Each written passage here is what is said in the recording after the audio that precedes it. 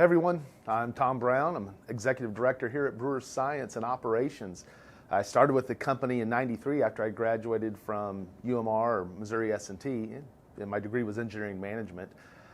Been working here ever since. Started off doing photocopies, part-time employee, kind of worked my way through, and now in charge of operations, which is really about putting a world-class manufacturing and supply chain and an infrastructure so that we can make these incredibly high-quality products that are being used on probably the devices that you're looking at this video today. Again, I've spent 30 years either in leadership and involvement in the organization's activities in the community. And I've identified that there's really three characteristics that I see towards building a foundation of success. And I started writing a blog and put these things down on paper. And what I realized is you can really kind of highlight them out. And I call them the three pillars of impact. And those three pillars are the courage to challenge, expect excellence, and empower others.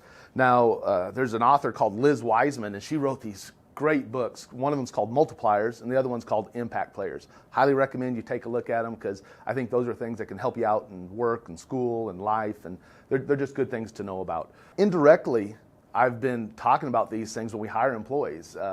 We go through this process of, everybody else does the interview, then before we bring them in, I just talk to them, make sure, hey, are you going to be a good fit for us? And let me talk about our expectations. And I didn't really realize it at the time when I was having these conversations over the years, but it was these three pillars of impact were that focus.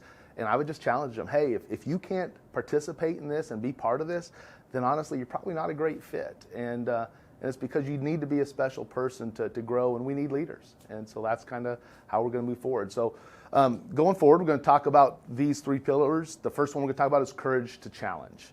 So that's really can be difficult for a lot of people, right? You got to step up. We have introverts, we have extroverts. It's not comfortable for everybody. So what are some of the reasons that some people struggle with it? Well, there's groupthink, and we see that today in society, that certain people feel a certain way, and if you think differently, then you're going to kind of be pushed to the side. So a lot of people want to go with the crowd. It's a natural human tendency. There's the hierarchy, right? So, hey, that person's the teacher, that's my parent, or that's my boss. They're more experienced than I am, they're older than I am. So you kind of have this natural hierarchy that we've seen throughout our life. Some people are just shy. They don't want the attention, they don't want people looking at them. There's the fear of failure, which is pretty common, right? What if I'm wrong? What if I look stupid? A lot of people are concerned about that, and they're afraid to step forward. But the one that's always kind of looked, that I have felt more a victim to, is the fear of success. Okay, so what if I am right? And now they expect more from me in the future. And that leads to some paralysis. So a lot of people are afraid to challenge just because of some things that are out there, and they're not reaching their full potential. How do you handle that? Well, to be impactful and beneficial of these challenges, for those things to really have an impact, it has to be positive. It has to be positive on how you ask it and also how they receive it. So I look at those, and there's two things that come to mind, right? So let's respectfully challenge. So how you ask the questions, the way you ask the questions, that's really important. And the other one is, how do you create an environment that's conducive to allow people to challenge? Now that's a little more difficult, and it's something that maybe you got to have a better authority for, or if you're able to lead, it helps. But if not, there's things you can do, and we'll talk about those. So on how we respectfully challenge, it's always easier when you already have a relationship and the people trust you, right? So you already automatically have credibility. You already have this openness that you can share things with them, right? Think about with your friends or your classmates, the people on your team. If you have a good connection with them, it's easier to question. It's easier to say, hey, what's going on with that? We can have those in-depth conversations because they trust, and there is that relationship. So let's say you don't have that as well. And even if you do, it's always important to keep it positive. So let's focus on the question. So look for clarity. And when you're looking for clarity, you're doing that to gain an understanding. Not to question, not to challenge that person and their beliefs and their opinion, but you're really doing it to gain an understanding. And if you can explain that and how you ask, that has a great impact on them. Don't try and prove the people wrong, right? Your job isn't to, and we know those people that'll do that, right? They'll ask a question, and they're doing it to kind of show they're smarter than you, and and to kind of prove that you're not quite right. And you've seen it probably in the classroom, we've seen it in meetings, or just in discussion sitting around Thanksgiving dinner. So again, why you're asking it, you got to be clear with that. And then the last one is, don't promote yourself. And man, in the workplace, I see this a lot where people want to raise their hand and they want to ask some profound question and show that they're more strategic than everybody else out there. Well, that starts turning people off. And when that happens, you're trying to challenge to get somewhere, and they're just discounting what you have to say. So again, focus on how you ask those questions. And a great idea to keep in mind, or a great point that my mentor, Steve Moles, asked me one day, he said, is what you were saying helpful or harmful? And I thought about that. I'm like, man, I go, you got to ask that question, because I'm always trying to be helpful. I'm thinking, well, man, if you just listen to me, we're going to be great. But the reality is, it may not be received that way by the other person. And so maybe they're getting tired of feeling like you're always telling them no, and it's always negative, and you're always questioning everything they do. And well, at some point, they're going to start putting resistance in. And so by having that courage to challenge, you're actually harming that relationship, because you haven't built all the trust and the other things. So those are things you got to keep in mind. So when you create an environment for it, again, it's a lot easier to do when you're the leader, right? And you have the authority to make this happen, and you can help lead the process. But if not, you can still be proactive in how you do it and how you engage, and maybe it can be contagious for other people. So invite feedback. Anytime you talk about things, you put an idea out there, make sure you're looking for feedback. But when you do, you can't be defensive. And that happens a lot where people want to explain, no, you just don't understand me. So let me say that again for you, right? Or I'm going to justify my actions. That happens a lot. And again, you see it in school, you see it in the workplace, you see it in life. Everybody wants to explain away why they did something. And all that can do is when you start doing things like that, the person's going to stop asking questions. They're not going to challenge. They're not going to be engaged with you. And remember, it's never personal, right? You are not your position. You are not the fact. You are not the data. It is you as an individual are just the one conveying it. So the person can disagree with your opinion. They can disagree with the data you're putting forward, but they're not necessarily disagreeing or attacking you. So make sure you keep in mind it's not personal. Promote critical thinking and self-awareness wherever you can.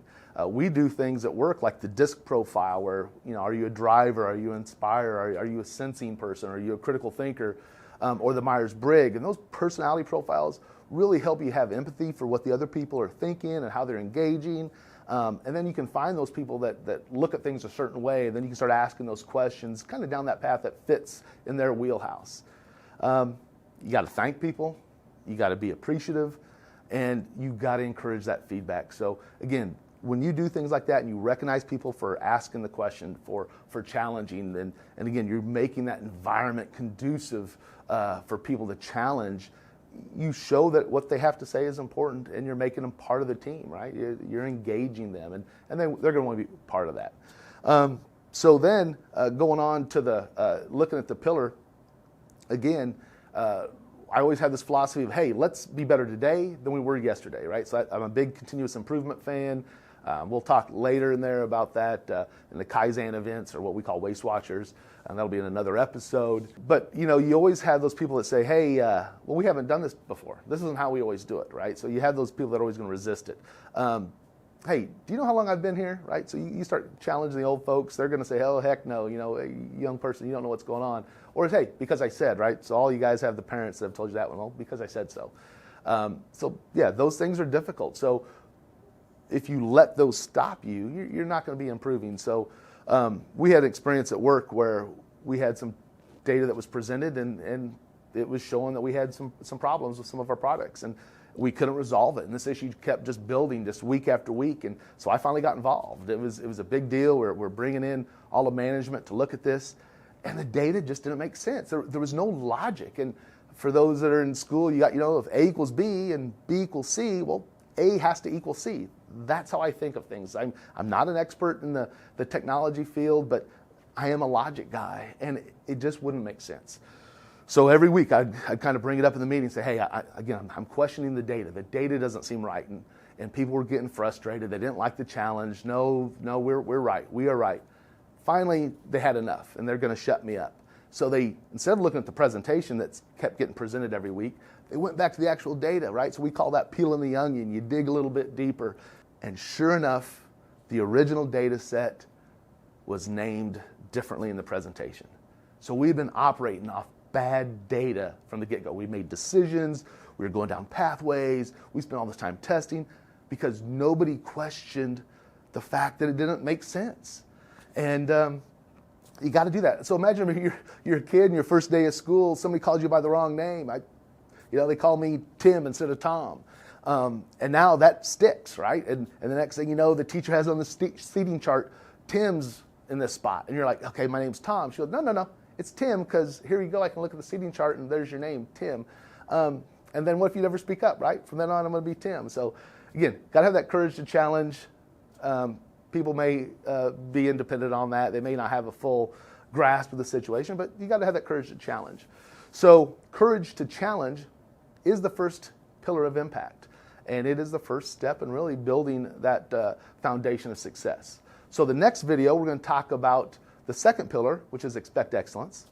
And hey, if you get a chance, visit our website, brewerscience.com. You can see more of these Learning Lab videos on a lot of different topics, or you can find out more about our company and what we do. And if you want to hear more about what I have to say or read more about what I have to say, I have a blog. It's called beyondtoday.blog. And you can find out things that I've put out there about leadership, about growth, about life, and you might find some of that useful for you. I want to thank everyone for watching, and remember that breaking out of groupthink is critical. And you got to have that to move people, to move teams, to move organizations forward. Stagnation is never planned, but really it's a result of inaction, and the courage to challenge the status quo is really what drives you beyond today. Thanks, everyone.